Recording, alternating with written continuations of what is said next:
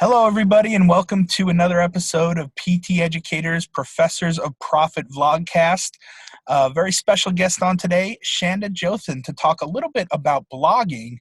Now, I've been writing a blog for a couple years now. I used to do it every weekday, and that was just to push myself and get back into my English major roots and make sure I could still write and do it. I've backed off a little bit now. It's scaled back to about a weekly blog, and even that's been touch and go lately, just depending. But tell us a little bit about your journey and your background and how it led you to blogging now at a full-time rate, right?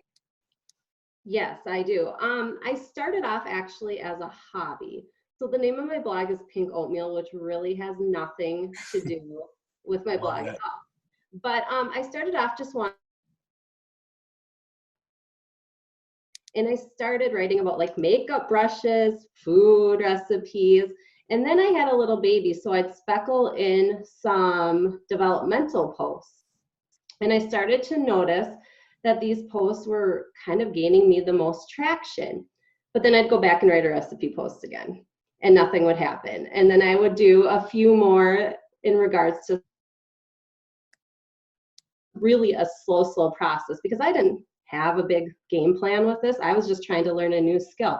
But once I started to realize what people were doing and the questions I was kind of answering for them, I started to direct my blog in that direction. And it fit my background. I worked in birth to 21 in the schools and in early intervention. So I started just to write about different things about development and just generalized blog posts in that regard, and a lot of different activity ideas.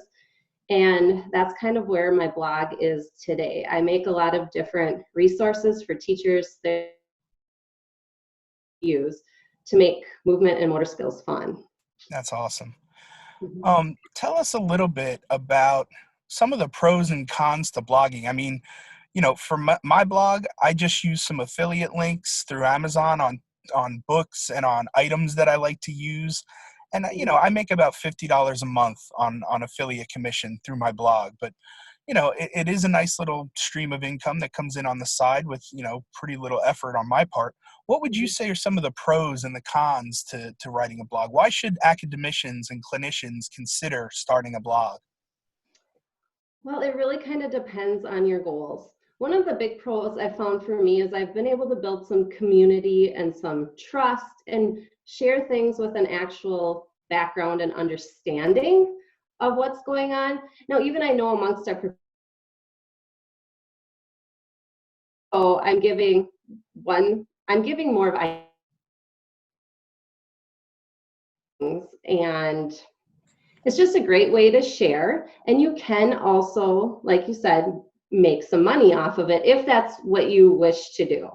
A lot of my money actually comes from resources I make, and my blog is like an advertisement for those resources. I love that. And that's what I do a lot of blogging. I give away all my ideas. Here's my idea, but I've also made this if you would like to use it yourself and don't want to make it, because I love creating things, you can come buy mine for X amount of dollars. So my blog is not only informational by helping to answer people's questions, but it also is an advertisement for my resources. I love that. What is one tip or trick or hack, if you will, for somebody new, somebody just getting into blogging? I can't hear you. Okay. Did I lose? Yeah. All right. So what are maybe some tips or tricks or expert secrets you've learned in the blogging business for somebody who's maybe just starting out? First of all, I would say know who your audience is, and then know what they want, know what they're looking for, and try to serve them. If you're going to serve an audience, you're going to and can find that right niche, you're probably going to be able to have some success in the blogging world. Yeah, I love that. I didn't know really what my audience was when I first started. I was just doing general wellness and trying to educate the general masses on all things health and wellness, and try to really make it in layman's terms to kind of increase healthcare literacy. And, I've kind of pivoted since then, and pteducator.com has kind of gone off in a direction of more trying to help people pay down their student loans now quicker by doing side gigs.